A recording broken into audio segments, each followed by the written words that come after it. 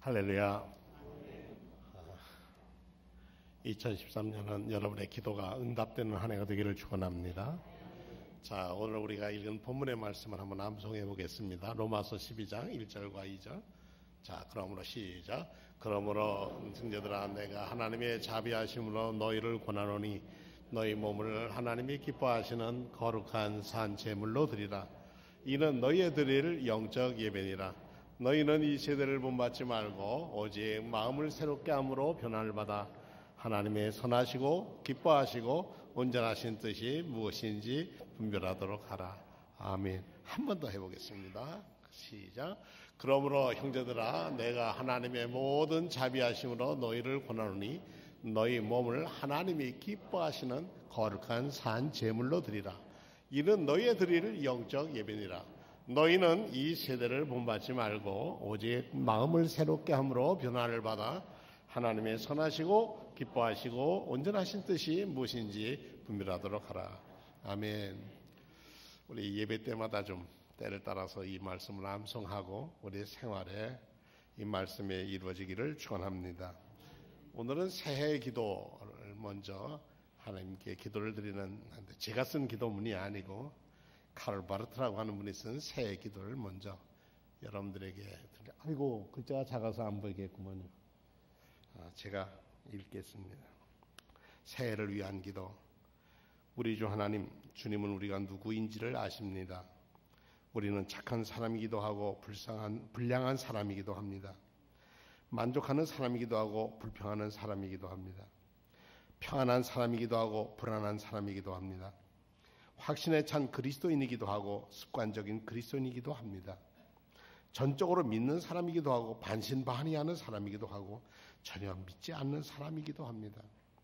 그리고 주님은 우리의 형편을 아십니다. 우리의 친척과 친지와 친구의 무리에 뒤섞여 있거나 깊은 고독 속에 숨어 있습니다. 느긋하게 행복을 누리거나 온갖 공경과 고난을 겪고 있습니다. 가족 관계가 평온하거나 긴장으로 가득 차 있거나 망가져 있습니다. 교회의 핵심 멤버이거나 교회 주변을 서성거리기도 합니다. 하지만 우리는 모두 하나님 앞에 있나이다. 우리는 모두 하나님 앞에 있나이다. 모든 점에서 우리는 달라도 모두가 주님 앞에 서 있다는 점에서, 그리고 서로를 향해 불의를 행한다는 점에서, 그리고 언젠가는 반드시 죽는다는 점에서 우리는 같습니다. 또 우리에게 사랑하는 아들, 딸, 그리고 우리 주 예수 그리스도 안에서 주님의 은혜에 약속해 주시고 은혜를 주셨다는 점에서도 우리는 같습니다. 새해 첫 주일날 주님을 찬양하게 하옵소서. 그리고 우리가 주님의 자녀가 되었고 주님을 바라볼 수 있는 은혜를 입었음을 감사하게 하옵소서. 베들레헴의 별이 우리를 비추게 하시고 우리의 길을 밝히게 하소서. 날마다 주님의 미래를 바라보고 마음에 간직할 수 있도록 도와주소서. 아멘. 오늘 임마누엘 찬양대가 반석 위에 주의 이름으로 승리하게 해달라고 하는 찬양을 올렸습니다. 우리 임마누엘 찬양대원들, 여러분의 삶에 올해 승리가 있으시기를 축원합니다. 그리고 우리 성도님 모두에게도 올해는 승리는 힘써야 되고 싸워야 되고 역경을 견뎌야 승리를 하지 않습니까? 여러분의 삶에 승리가 나타나기를 축원합니다. 송구영신 예배에 오신 분들에게 여러분들의 기도를 3가지만 적어주시면 제가 기도하겠습니다 하고 약속을 하고 지키고 있습니다. 근데 많은 분들이 썼는데 그 기도의 내용들은 여러분의 삶을 하나님께 맡기는 그런 기도를 저는 하나님께 대신, 또 여러분들이 기도한 거 잊지 않도록 저는 저대로 하나님께 여러분들을 대신해서 매일매일 기도 시간을 정해서 그 시간에 하나님께 여러분의 기도를 같이 올리고 있습니다.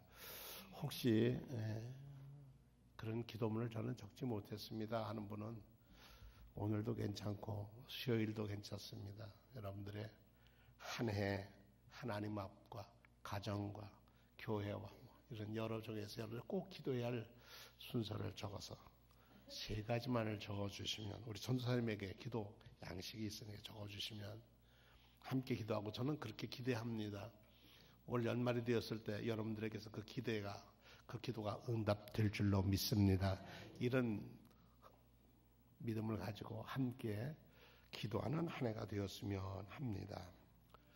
올해 저는 목회 지침을 늘 주님 앞에서 이렇게 정했습니다.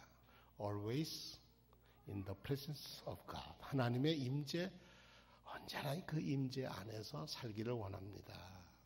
그리고 그 라틴어로 코람데오 비타, 그리스도 안에 있는 주님, 하나님 앞에, 하나님 안에 사는 삶, 이렇게 표현할 수가 있습니다. 늘 주님 앞에 산다는 것은 우리가 하나님의 뜻을 분별하는 새 생활을 한다는 뜻입니다. 오늘 바울 사도가 로마 교회에 있는 식구들에게 여러분이 하나님의 뜻을 이 세상에서 분별하며 사셨으면 좋겠습니다. 그리고 하나님의 뜻을 분별하는 사람이라면 여러분의 생활이, 예배가 따로 여러분의 삶이 예배여야 하고, 그 예배를 드리는 사람은 세상 사람들이 사는 대로 살지 않습니다. 그래서 늘 마음을 새롭게 함으로써 변화를 받아서 무엇이 하나님이 기뻐하시고 무엇이 하나님이 선하다 하시고 무엇이 하나님의 온전한 뜻인지를 분별해 가려서 살아라 하는 말씀입니다. 성령의 임재와 체험이 기쁨으로 이어지는 수원종로교회 되기를 저는 기원합니다. 첫 번 기도입니다. 우리 성도들의 얼굴에 기쁨이 있었으면 좋겠다. 저도 마찬가지고 여러분이나 함께 만날 때마다 얼굴에 기쁨이 있으면 좋겠다. 어떤 기쁨일까? 어떤 역경에도 극복하고 이 정도는 제가 하나님의 도우심으로 저는 이길 수 있어요 하는 그런 기쁨으로 나서기를 축원합니다. 빌레몬 1장 20절에 보니까 오 형제여, 나로 주 안에서 너로 말미암아 기쁨을 얻게 하고 내 마음이 그리스도 안에서 평안하게 하라. 여러분으로 인해서 저도 기뻐하고 우리 교회로 인하여 하나님이 기뻐하는 교회, 그래서 평안함이 우리를 주장하는 한 해가 되기를 축원합니다. 그러기 위해서는 우리는 예배는 기쁨으로 준비되어야 합니다. 이 성전에 들어오기 전부터 여러분들은 집에서 나오기 전부터 오늘은 주일이구나, 오늘 주님 앞에 나간다, 살아계신 하나님 앞으로 나가는 마음으로 오시고, 그래서 이전에서 기도하고 말씀 읽고 묵상하고 말씀을 듣고 다짐을 할 때 성령께서 여러분의 중심에 붙으셔서 어떤 어려움이 있더라도 하나님은 기쁨으로 바꿔주실 줄로 믿습니다. 두 번째로 예배는 활기차야 합니다. 아무리 어려운 세상에 살고 오더라도 이 안에 들어오시면 구원의 방주에 들어오신 믿음을 가지고 하나님이 나의 오른팔 되시고 오늘 찬양대처럼 반석이신 주님이, 승리하게 하시는 주님이, 모든 것을 능하게 하시는 주님이 나와 함께 하시리라. 그래서 여러분의 모든 숙제와 문제를 주님 앞에 넣어놓고 주님, 여기 부끄럽지만 제 숙제 가져왔습니다. 그렇게 숙제도 내놓고, 그리고 하나님 어떻게 하면 답을 쓸 수 있나요? 하고 구하기도 했으면 좋겠습니다. 그래서 이 활기차기 위해서는 찬송을 부를 때 씩씩하게 부르셨으면 좋겠습니다. 찬송가를 부르는 방법은 이제 다음에 우리가 한번 공부를 하겠습니다만, 한 절이면 한 소절 위에를 다 숨 안 쉬고 부르고 쉬고 이렇게 해서 불러가면서, 저희 교회가 이렇게 두 절을 부르고 후렴을 하는, 이 쉬고 간주하는 이유는 한 절 한 절에 정성을 다해서 부르면 사실 넉 절을 함께 부르긴 참 저도 버겁습니다. 그래서 두 절을 부르고 마음에 다시 반주를 들으면서 찬양할 준비를 하고 또 다시 찬양을 하고, 이렇게 해서 찬양이 활기찬 찬양이 있었으면 좋겠다. 세 번째로 그 찬양을 부르면서 여러분의 연약함이 치유되기를 축원합니다. 우리가 상한 마음을 위로하시는 거예요. 치유가 돌보신 하나님, 하나님 나를 이렇게 치유하신, 내 모든 형편 다 아시는 주님 늘 돌보아 주실 것을 저는 확실히 압니다 하는 치유와 고백이 있으시기를 축원합니다. 그럴 때 우리에게는 뭐가 옵니까? 감동이 옵니다. 그러면 어떤 감동이 오는가? 말라기 4장 2절에 보니까 내 이름을 경외하는 너희에게는 공의로운 해가 떠올라서 치료하는 광선을 비추리니 너희가 나가서 외양간에서 나온 송아지같이 뛰리라. 정말 신나게 사는 인생으로 바꾼다. 그래서 올해 수원종로교회 식구들의 삶이 신나게 살아서 성령으로 사로잡혀서 기쁘게 사시기를 축원합니다. 그래서 삶의 근심을 없는 사람이 어디 있겠어요? 근심을 뛰어넘는 믿음을 가지고 사기를 축원합니다. 이러기 위해서 우리가 해야 할 것이 있습니다. 그것은 철저하게 하나님 앞에 순복하는 일입니다. 비우는 일이고 순종하는 일인데 무엇보다도 이렇게 순종하려면 마음의 할례를 받아야 합니다. 네 하나님 여호와께서 내 마음과 내 자손의 마음에 할례를 베푸사 너로 마음을 다하며 뜻을 다하여 네 하나님 여호와를 사랑하게 하사 너로 생명을 얻게 하실 것이라. 이렇게 비우면 하나님 우리에게 생명을 주시겠다고 했습니다. 마음의 할례를 받은 사람은 어떻게 살아가는가? 순종하는 삶을 삽니다. 사무엘이 사울에게 말합니다. 여호와께서 번제와 다른 제사를 그 목소리를 청종하는 것 같이 좋아하심이 같이 좋아하시겠나이까. 순종이 제사보다 낫고 듣는 것이 수양의 기름보다 나으니라. 우리가 하나님의 말씀을 선포되어지는 설교나 여러분의 성경에서 여러분에게 들려주시는 말씀을 들으면서 그 속에 깊이 감춘 주의 진리를 깨달아 하는 여러분 되기를 축원합니다. 그러면 비운 마음의 기쁨으로 진리로 채워주십니다. 그렇게 드리는 사람은 우리 이웃을 볼 때 상한 마음으로 봅니다. 참 긍휼히 여기는 마음을 갖게 됩니다. 내가 긍휼하심을 잊고 보니까 세상 사람들이 불쌍히 긍휼히 여겨서 하나님 그 영혼을 위해서 기도하는, 하나님께서 구하시는 것은 그 제사는 그 예배는 상한 심령이라. 하나님이여 상하고 통회하는 마음을 주께서는 멸시하지 아니하시리이다. 그랬습니다. 이런 사람들은 결론적으로 진리로 살아가는 사람들입니다. 하나님은 영이시기 때문에 예배하는 사람은 신령과 진정으로 예배드려야 합니다. 형식이 아니라 내가 오늘 주일 예배에 왔다 갔으니까 때웠다, 아이고 이제 숙제는 했다, 그런 것이 아니라 이 예배를 통해 하나님과 사귐이 있으시기를 축원합니다. 주님 앞에 선다는 것은 주님과 사귄다는 뜻입니다. 그 사귀는 가장 좋은 방법이 무언가? 기도입니다. 기도는 우리가 이 삶에서 우리를 뭘 해주십시오라고 하는 요구의 기도가 있습니다. 그것도 기도입니다. 그러나 그 기도는 세상의 우상들도 그런 기도는 합니다. 재물 놓고 손을 놓고 빕니다.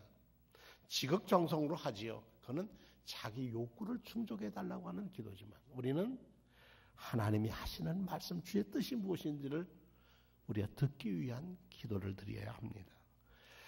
숨을 쉴 때, 숨을 들어마시고 내쉴 때 우리에게 산소가 들어가서 우리의 피를 맑게 하고 우리의 모든 온몸을 활기차게 하셔서 이산화탄소를 배출하고 활성산소를 없애고 그래서 우리 몸이 건강하게 된다는 것, 의학에서는 다 얘기하는 바지만 기도함으로 여러분이 말씀을 붙들고 기도함으로 여러분의 삶이 맑아지는 줄로 믿으시기 바랍니다. 기도하고 말씀을 읽으면 내 생각이 맑아질 수밖에 없어요. 이와 같이 성령도 우리의 연약함을 도우시나니 우리는 마땅히 기도할 바를 알지 못하나 오직 성령이 말할 수 없는 탄식으로 우리를 위하여 친히 간구하신다고 했습니다. 마음을 살피시는 이가 성령의 생각도 아시고 이는 성령이 하나님의 뜻대로 성도를 위해서 기도해 주신다고 했어요. 어떤 기도입니까? 우리가 알거니와 하나님을 사랑하는 자, 함께 해볼까요? 하나님을 사랑하는 자, 곧 그 뜻대로 부르심을 입은 자들에게는 모든 것이 합력하여 선을 이루니라. 할렐루야. 올해 여러분의 삶이 선으로 이루어지기를 축원합니다. 어떤 것이라도. 그래서 기도는 정말 우리 신앙생활의 가장 기본입니다. 체조를 하면 제일 먼저 운동하는 선수가 제일 먼저는 숨쉬기 운동부터 합니다. 그리고 끝날 때는 숨 고르기 운동을 합니다. 열심히 운동을 하고 나면 숨을 고릅니다. 그 거친 숨을 잘 골아야 다음에 운동을 할 수 있든지 움직일 수가 있습니다. 기도를 얕은 숨으로 하닥하닥 이렇게 숨을 쉬는 심도 있지만 깊은 숨을 쉬면서 우리가 주님의 기도를 함께 드릴 수가 있습니다. 여러분들이 가정예배소의 앞 표지 그 쪽에 보면은 예수님의 기도가 거기에 적혀 있습니다. 아마 다 보셨겠지만 한번 따라해 보시겠어요? 주 예수 그리스도 하나님의 아드님 제게 자비를 베푸소서. 아멘. 이게 예수님의 기도입니다. 제가 어제 러시아의 어떤 순례자가 쓴 그 순례기를 읽었습니다. 거기에 예배당에서 밥을 해주는 이 아주머니 한 분이 있었는데, 할머니가 한 분이 있었는데, 지나가는 순례자가 쳐다보니까 그 얼굴에서 광채가 나는 거예요. 너무 밝아요. 근데 기도하는데 이상한 기도하는 것 같은데, 그래서 기도 소리에 딸려서 그 할머니 방까지 가 문이 이렇게 열렸는데 불빛이 있는데 두 손을 꼭 묶고 이렇게 기도하는 거예요. 주 예수 그리스도 하나님의 아드님 제게 자비를 베푸소서. 기도하는데 뒤에 자기가 있는 것도 모를 텐데 들어오세요. 그래서 들어갔더니 그래. 내 일생 한평생의 내 역경을 극복하게 해준 기도가 이 주님의 기도, 예수님의 기도입니다. 주님이시고 내 인생의 주인이시고, 그분이 누구예요? 나를 구원해 준 그리스도시고, 이 땅에 오신 참 인간 되신 예수님, 그분은 누구라고요? 하나님의 아드님. 제게 자비를 베풀어 주십시오. 그 기도가 나를 여기로 이끌게 했다. 기도는 성령 안에서 숨쉬는 운동이 옳시다. 깊은 숨을 쉴 수 있는 것, 숨 쉬는 것을 멎으면 우리는 이 세상을 떠났다고 그럽니다. 어떤 중세에 전해오는 우화를 하나 소개하겠습니다. 어느 수도원에서, 그 수도원이 아주 기도를 가리키러 유명한 기도원이었습니다. 몇 년쯤 지나서 수도원 원장이 한 제자에게 이제 기도에 대한 것 얼마큼 정진했는가를 물어보게 됐습니다. 물어보려는데 제자가 먼저 손을 딱 들고, 저 원장님, 제가 물어볼 말이 있습니다. 그래, 해보게. 제가 하나님을 위해서 무슨 일을 할 수 있을까요? 아주 큰 질문을 했습니다. 그러자 이 스승 원장님이 제자를 향해서 묻습니다. 자네 태양을 떠오르기 위해서 자네는 뭘 할 수 있나? 저 해를 떠오르게 하기 위해서 자네는 뭘 할 수 있나? 그러다 이 제자가 수도원이 젊은 아주 그 패기발랄한 수도사가 화가 났어요. 그래서 그렇다면 스승께서는 왜 이 모든 기도의 방법을 저에게 가르쳤습니까? 그동안에 이런 기도 방법을 태양을 떠오르게 하는 걸 제가 어떻게 할 수 있습니까? 이런 거죠. 그러자 이 스승이 이렇게 대답했답니다. 태양이 비치고 있을 때 자네가 깨어있게 하기 위함이지. 태양이 비치고 있을 때 자네가 깨어있게 하기 위함이지. 여태까지 기도를 가르쳤지만 나는 아직 깨어있지 않다는 얘기입니다. 우리가 신앙생활을 40년, 50년, 80년을 해왔어도 우리가 주님과 사귐이 있고 늘 주님 앞에 있다는 것을 잊으면 우리는 밤에 사는 인생이 됩니다. 때로는 우리가 캄캄한 밤이 오면 하나님 별빛이라도 좋으니까 보여주세요 해서 별빛을 봅니다. 그러면 그 별빛 좋다고 감사하는데 아침에 더 밝은 태양이 뜨는 아침이 오면 우리는 잠들어 버리고 맙니다. 이런 어리석음을 우리는 봄에서는 아니 된다고 하는 사실입니다. 숨은 저절로 쉬어지지 않습니다.